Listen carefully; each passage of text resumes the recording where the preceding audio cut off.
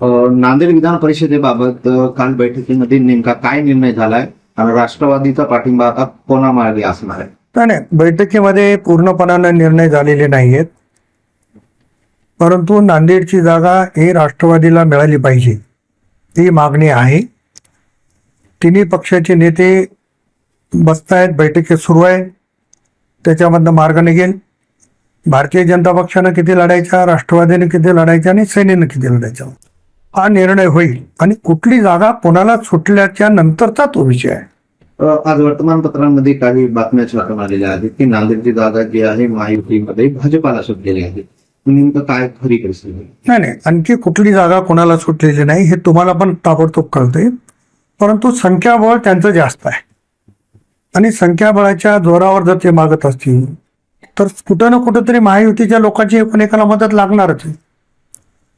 आज आमचं नांदेडमध्ये आम्ही दुसऱ्या क्रमांकावर असू तर कुठेतरी एका क्रमांकावर असणारच ना, तर तिथे त्यांना गरज आहे. हे समीकरण महायुतीचं होईल, त्याच्यावर निर्णय होईल.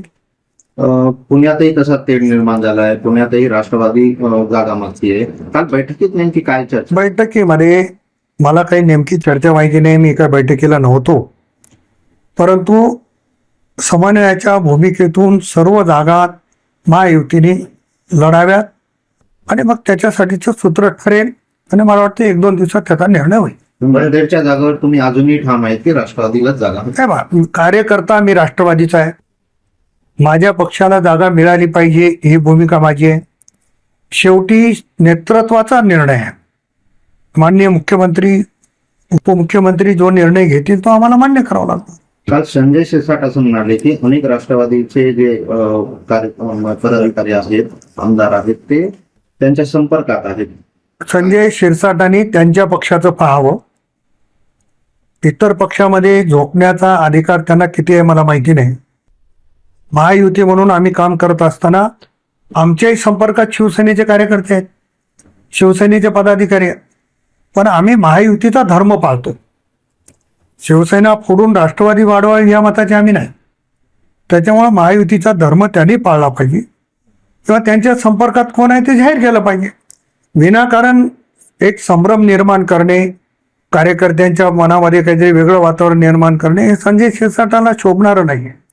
त्याच्यामुळे संजय शिरसाटांनी महायुतीच्या पक्षातल्या संदर्भात असं वक्तव्य करणं चुकीचं आहे असं माझं मत आहे. दादा माणूस जेव्हा होता त्यावेळेस असं कोणी हिंमत करत नव्हतं, मात्र आता कुठेतरी अशी वक्तव्य करून राष्ट्रवादीमध्येच संभ्रम निर्माण करत. मी तुम्हाला आजही स्पष्टपणानं सांगतो, राष्ट्रवादी काँग्रेस पार्टी आदरणीय सुनेत्रा वहिनीच्या पाठीमागे 100% आहे.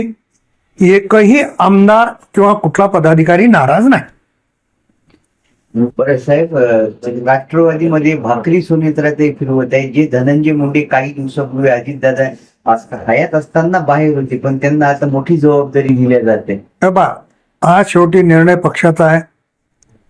वहिनी राष्ट्रीय अध्यक्ष आहेत, त्यांना पूर्ण अभ्यास आहे आणि कोणाला कुठं संधी द्यावी हा त्यांचा पूर्णपणाने निर्णय आहे. आणि बैठकीमध्ये देखील जेव्हा आमची चर्चा झाली तेव्हा पूर्ण अधिकार हे आदरणीय वहिनीला दिलेले आहेत, त्याच्यामुळे तो निर्णय त्यांनी घ्यावा.